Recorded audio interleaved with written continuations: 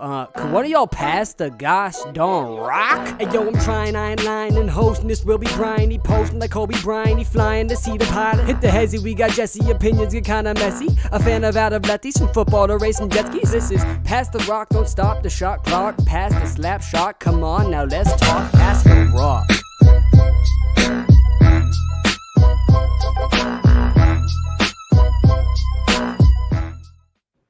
What is up, Lost Tribe? This is LT Jesse. Alongside me is Zach.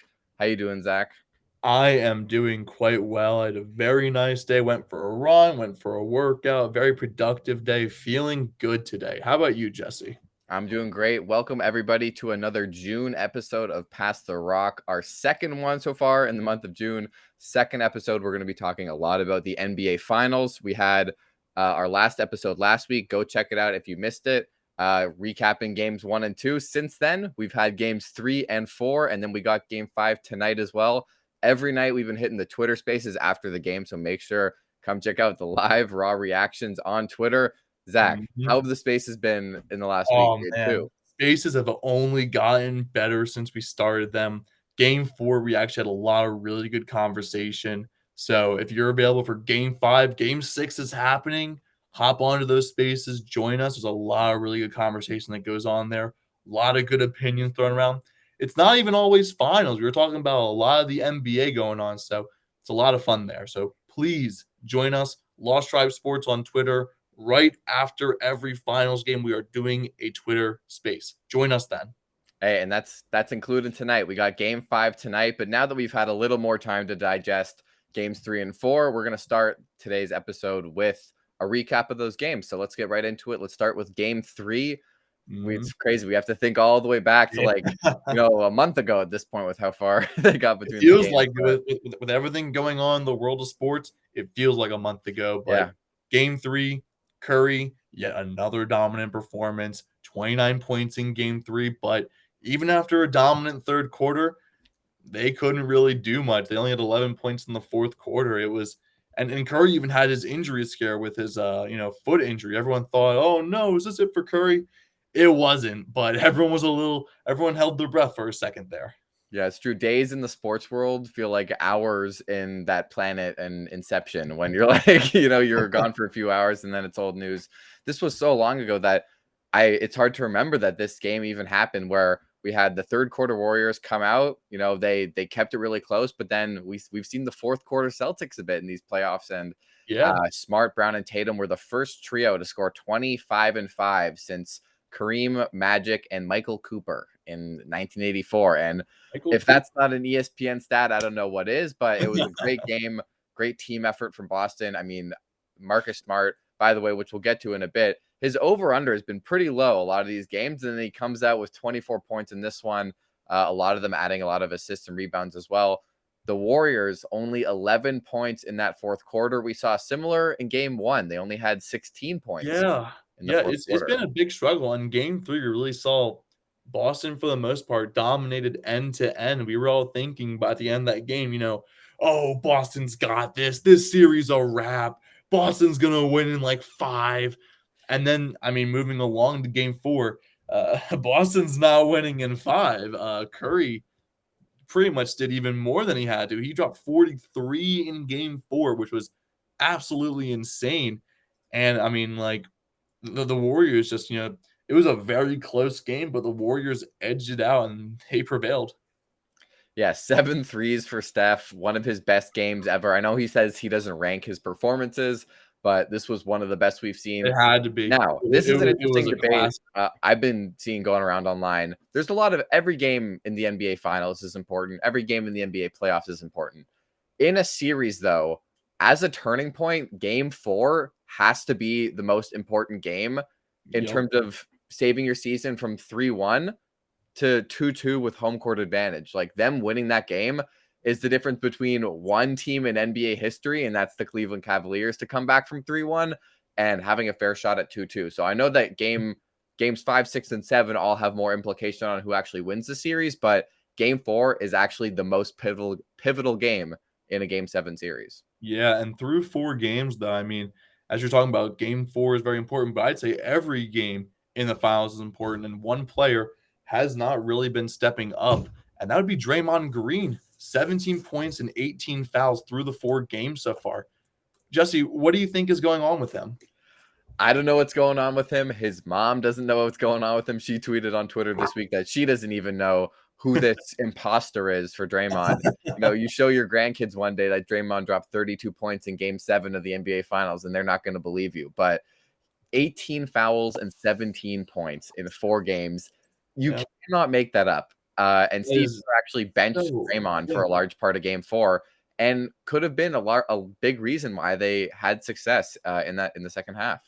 Yeah, I mean, it seemed to benefit them, especially, early fourth quarter when Steve Kerr decided to bench him. I mean, they were really, hanging in there. Really, they were pulling ahead a little bit. I mean, by the end of the game, they had pulled like 10 points ahead, and Draymond didn't really make a difference. I mean, Steve Kerr, arguably one of the top like 2, 3 coaches of all time. I'd say, Phil Jackson and Greg Popovich are right in that same echelon. I mean, he makes a good coaching decision.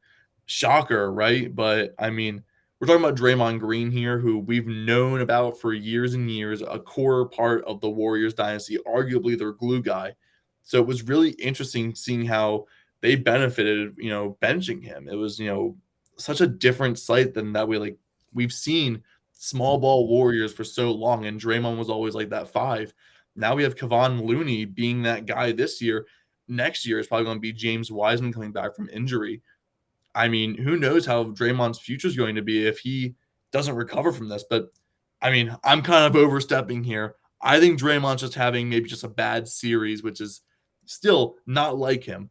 But, I mean, it's just really weird to see Draymond like this. Yeah, and he's never been like an elite level scorer. Like, the scoring isn't what worries me. Yeah. But to be fair, in Game 4, if you look outside of that, he had 9 rebounds, 8 assists, 4 steals.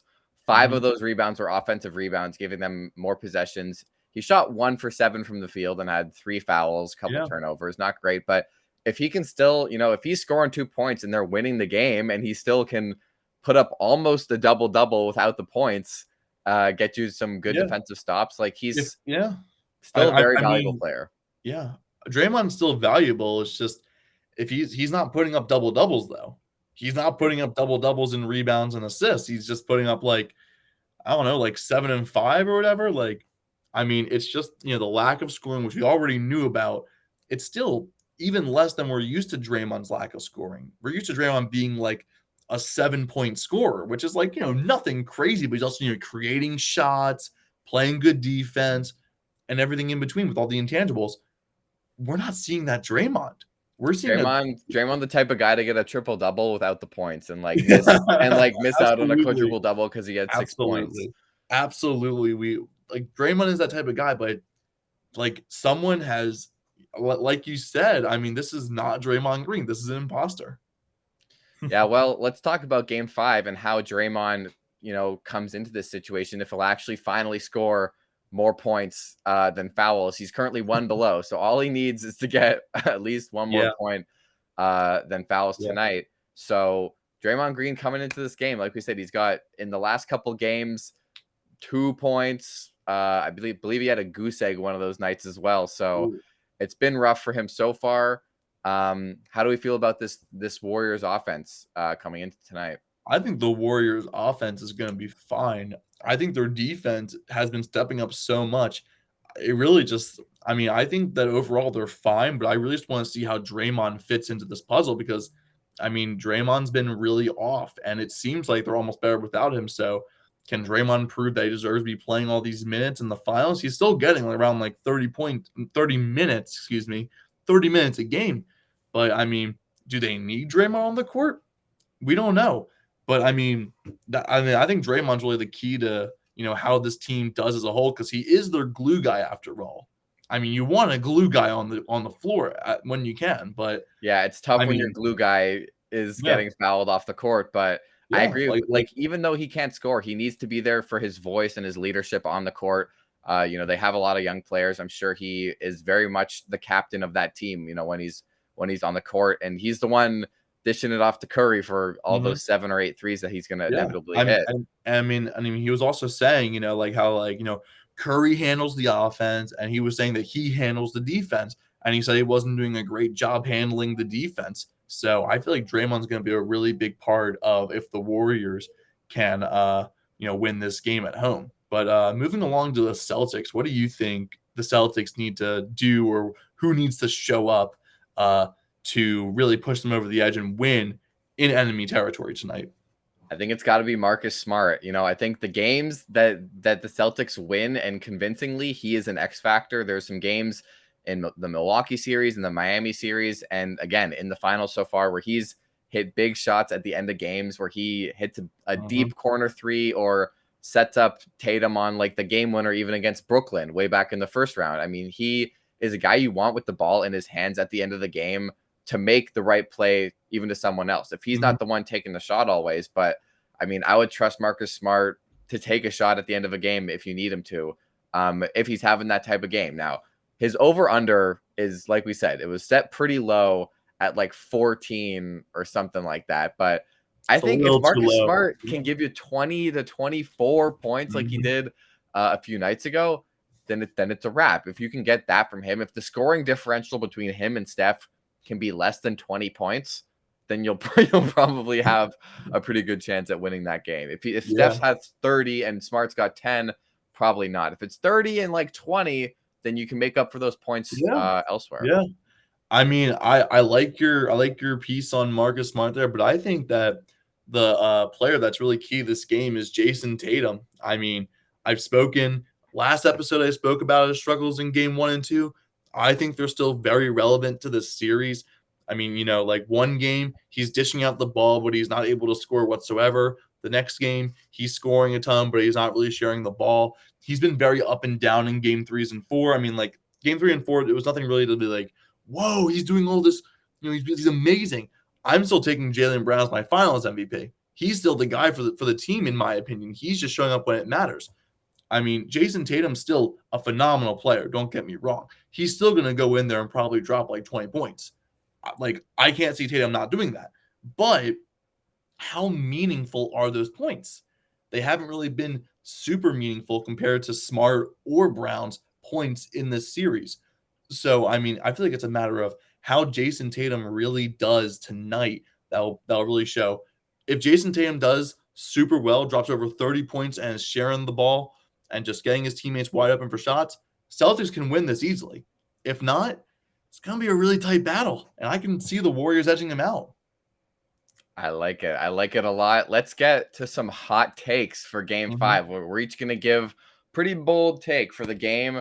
You might be seeing this after the game, which is totally fine, but here we go. Tonight, my take for game 5, the winning team will trail by at least 10 points at some point. I don't know if it's going to be Boston. Don't know if it's going to be Golden State. But whoever wins tonight is going to claw back from down at least double digits and come and seal the game and win the game. It's kind of how a lot of these games have been so far. So I'm saying a storm back victory. All right. Well, I mean, you say you don't know how to win. I think my take, while it's telling you who wins, I think it's still pretty big. I am saying that Boston is finally going to lose back-to-back games in the playoffs. They have not lost back-to-back games in the playoffs for the entire time of this playoffs. I think the Warriors will finally have their number at home. I'm liking the Warriors tonight, but I think that back-to-back, the back-to-back game losing, I think it's finally happening tonight. Warriors going to get that momentum, and I'm still riding that Warriors in 7 that I've said on this show, on every Twitter space so far. Warriors in 7. I'm still sticking with it. I like it. Great prediction there. I mean, considering the fact that the Warriors win in Boston and now get to come home, I like it. Sets up for them being able to take 2 in a row. It could be really big tonight. I mean, if I'm wrong, you guys can tweet it. You can tweet at us. You can tell us in the spaces how wrong we were, how wrong our takes were. Like, no, when they were down 10, that was it for them. Or, oh, Boston won, so you're wrong, stupid Philly fan. Hey, if you are right and they lose tonight, they get a chance at home. But if Boston wins tonight, And Golden State has to then go back to Boston and win again. I've been saying Warriors in 7 for a reason. I think the Warriors win tonight. Boston wins at home, and then the Warriors finish it out in California. Although, funny enough, Boston's actually been worse at home, I believe, this year. Like, they've been... Don't care. Warriors in 7. Don't care. Hey, argue with the wall. Argue with the wall. All right, last thing on Game 5. We got some over-under points that we're going to do a lightning round through. We've altered the points a little bit based off what the betting spread is, just because some of the spread that some of these books set, it's just not it. It's just not it. It's like, yeah, it's too low, or it's too low, or it's a little too high. It's not what we like to see. We think our spreads are a little bit better than the bookies, so you can trust us, obviously, because we're total professionals in the world of gambling. Totally. All right, so we're gonna go through 3 of the best players on either side of the ball, and we'll say over under, a quick spiel on why we feel that way. All right. All right, so start things off. Steph Curry, 32.5 points. Personally, I think it's going to be an easy over for Steph Curry. He's shown throughout this series he can drop 35, 36, however many points, over 32.5 at will. Last game, 43 points. He needs to be the guy on offense. We're looking at a situation that's very similar to how Luka was in the round against the Suns. I mean, Curry's the guy. He's going to keep being the guy. Curry, easy over for me. I'm going to say over as well. The only reason this could be under is if it's a blowout and he gets to sit the fourth quarter. There's not going to be a blowout in Game 5. Even if they win, he's going to be going to the line a lot at the end of the game, I'm sure, racking up at least 10-plus points in possibly garbage time or the fourth quarter. So give me over. Next player, we got Jason Tatum at 27.5. I actually like the under here. I mean, I've been saying his play's been inconsistent. I can see him getting 20 easily. Can't really see him getting past that 25 mark as easily. I mean, he's been sharing the ball a lot. He's been trying to find his own ways to impact the game. And when he does score, it's not the most impactful points. So I actually like the under for Jason Tatum tonight. I'm also going to say the under, just because I said the key to the game is if the other guys step up, if Marcus Smart steps up, and that's one less bucket for Jason Tatum and one more for Marcus Smart or Jaylen Brown. So I'm going to say under on Jason Tatum as well. Next, we have Klay Thompson, whose over-under right now sits at an 18.5. What do you think, Jesse? See, this is tough because Klay very much sits around the 18, 19, 20, 21 points. It's very rare he goes over 30. It's rare that he goes under 15. That's why it's so hard to bet like this sometimes. Yeah. I'm going to say over. Klay has he's started getting a little back into the rhythm, had a little bit of a rough couple games to start the series, then had a decent Game 3. I think he's going to come back. We're reloading. We're not quite at Game 6, Klay, yet. It's still Game 5. Not yet. It's Game 5. Not yet.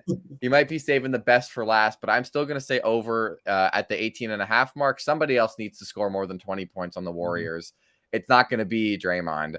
It might be Jordan Poole, but I'm going to say Klay for now. Jordan Poole's future is coming. Well, I'm going to go with the under for Klay because that other person is going to be Andrew Wiggins. We don't have Andrew Wiggins listed here, but Andrew Wiggins is going to be that guy to drop 20-plus points alongside Curry. I think Klay can get 15. Maybe he can get some threes and get like 15 points.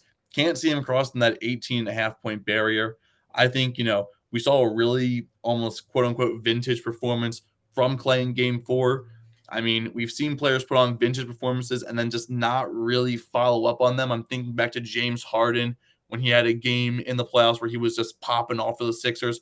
Next game wasn't like that. I think it's the same thing for Klay. The only player who I can see making consistent 30-point games right now is Curry, because Steph Curry is Steph Curry, arguably a top 10 player of all time. I think he is.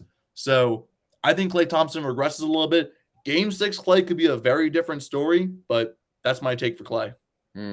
All right. Hey, I'm just going to ignore the Steph Curry top 10 player of all time thing right now. He is. I might want to revisit that in about a week or two once he maybe has the finals MVP. Then we can finals MVP, no finals MVP. He's top 10. He changed the game of basketball. He changed it completely.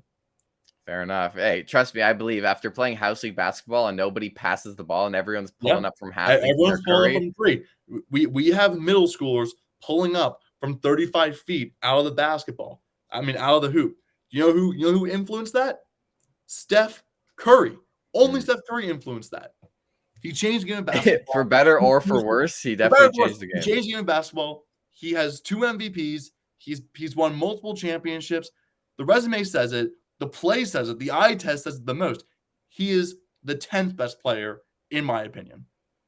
Well, as long as he's got a spot, I agree with everything you just said. He's I can't 10. dispute He's it. 10. He's not higher than 10, but he's 10. He's 10th best. Fair enough. Hey, someone's got to get bumped eventually. Sorry, to whoever that might be. If that's Will Chamberlain or if it's... To me, he's 10. He's right there at 10. He's 10. All right. Next up on the list of the over-under for the points tonight, we got JB, Jaylen Brown at 24.5.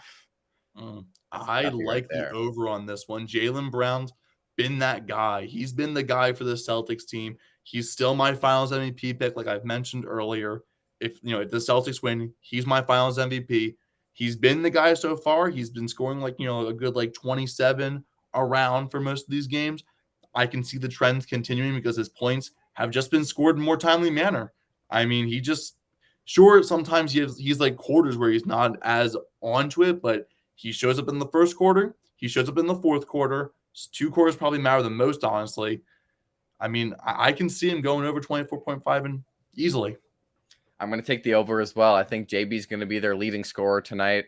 I think him, Tatum, Smart are all going to be at least around the 20, probably, again, maybe over 20, all 3 of them. But Jaylen Brown's going to be the one leading the way.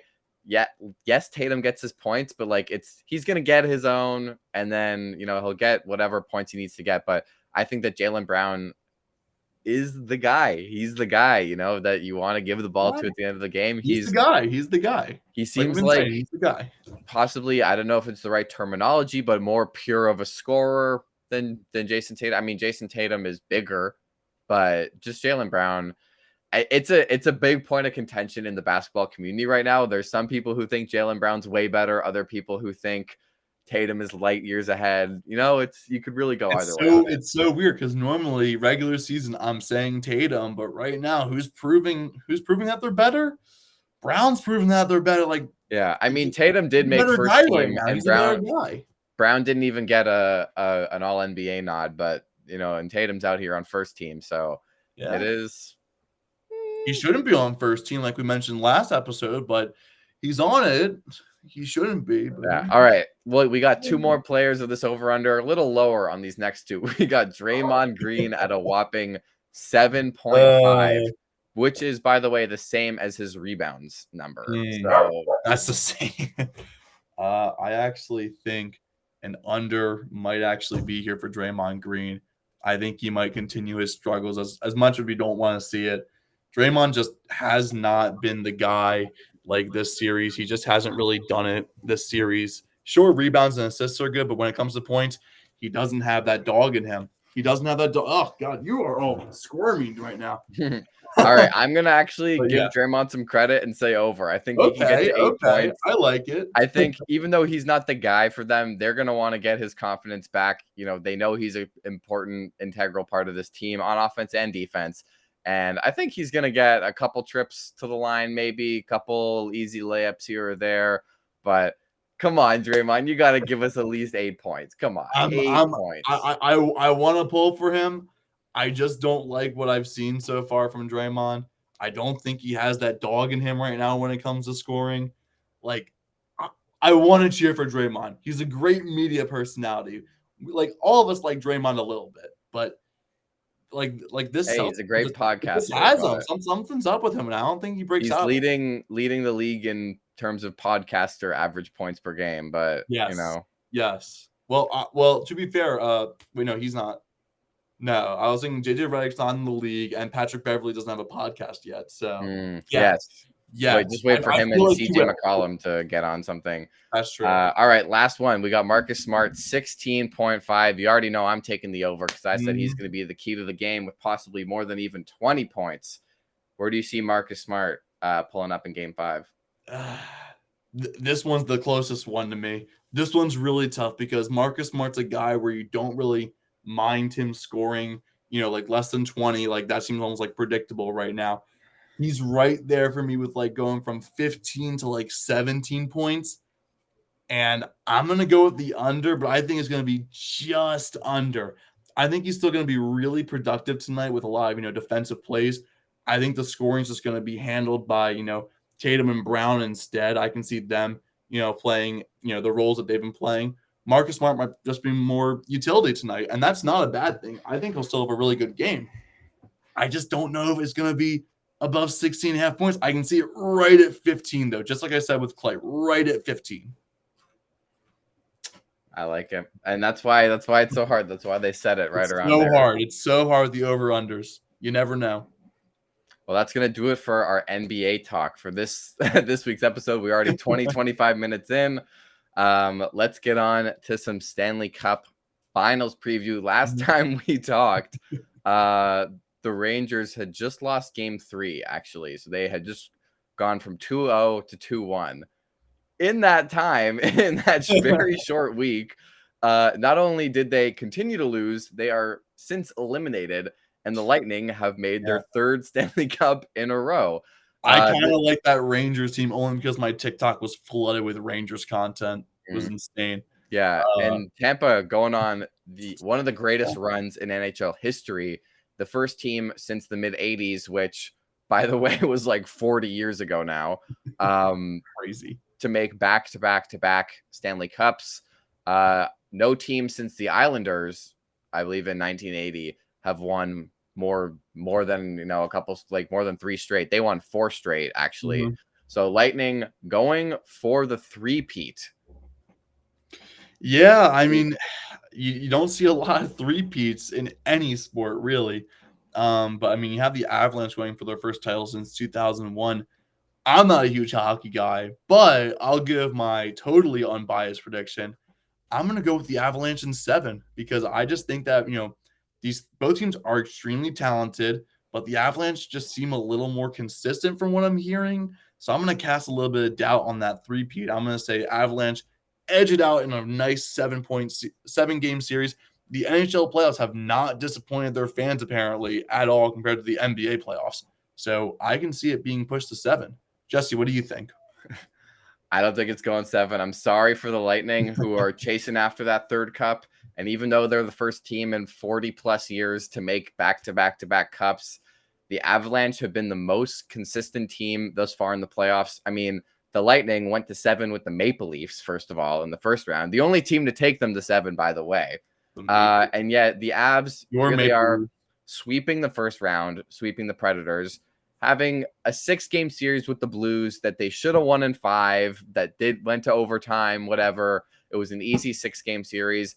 And then they just swept the team with the best player in the world and the 3 of the highest point scorers in the playoffs. It's crazy. Not only did they sweep them, they shut them out in multiple games after an 8-6 game 1, where they scored 8 goals in that game. Ridiculous. God, I remember hearing about that. That was insane. And so they've just been the most consistent thus far. There have been multiple points where, I mean, the Lightning were almost eliminated by the Leafs. And then they were pretty comfortable against the Panthers in the next round. But then, like, last week, we were talking about, are the Lightning done? They were down 2-0 in the series. Granted, they were resilient and came back and won in 6. But I think at this point, the Avs have just been the most consistent thus far. And it really seems like this is their year. So I'm going to say Avs in 6.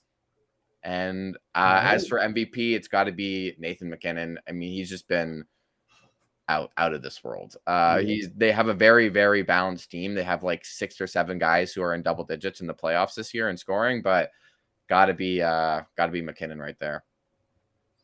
All right, sounds good. Let's move on to some baseball to finish off today's episode. Right now, both teams that are in the lead of their leagues, only teams with 40-plus wins right now, both hail from New York City. Unfortunately, includes the Mets. But, Jesse, do you think that these leads can be sustained? I mean, at this point, it's pretty close. There's a lot of teams hanging around like the 37-ish win mark. The Yankees have a pretty solid lead in first place right now with like 7 or 8 wins on second place. So I think the Yankees can certainly hold on. I think it's going to be tougher for the Mets. There's a lot of teams in the NL that are right on their tail. I'm sure you know a little more about the NL because your team actually plays there. Mhm.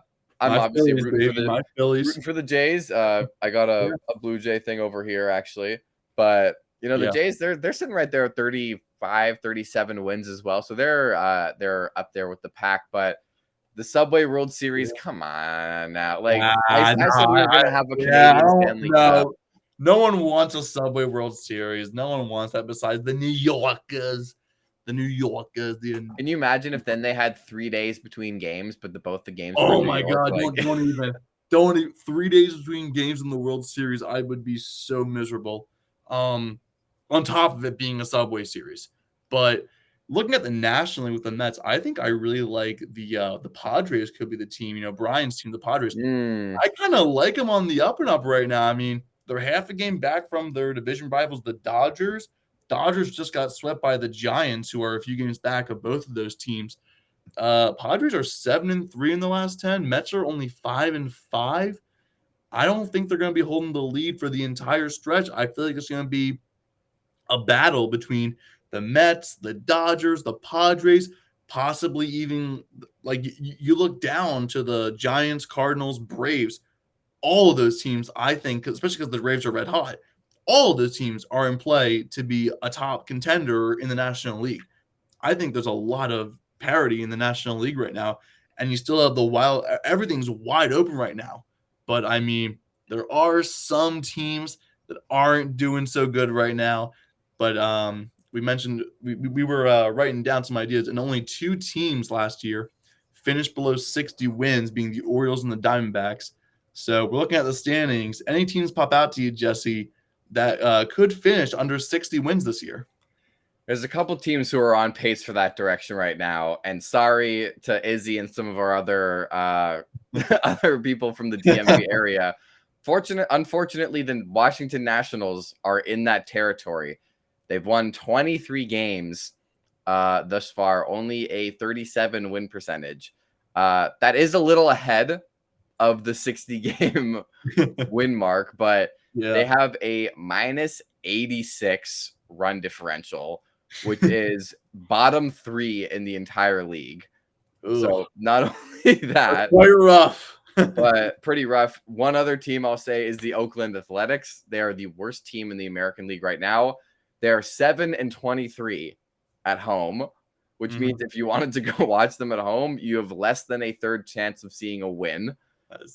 They've lost 9 of their last 10 games right now. It's not looking pretty at all. They have a minus 78 run differential as well. Yeah. Just looks like a totally forgettable season, and we're not even halfway another through forgettable A season in a stew of a bunch of forgettable A seasons. To be fair, they were a playoff contender a few years back, but it's just fallen off, especially with the offseason moves this year, just selling the team. I like the A's to also be below that 60-win threshold. I like the Royals to be below that 60-win threshold. I think that they only have 20 wins right now. We're a little over a third into the season. Run differential is actually worse than the Oakland A's right now and the Detroit Tigers, who are right above them in the standings. But Oakland A's, Kansas City Royals, I can see them just not doing so well.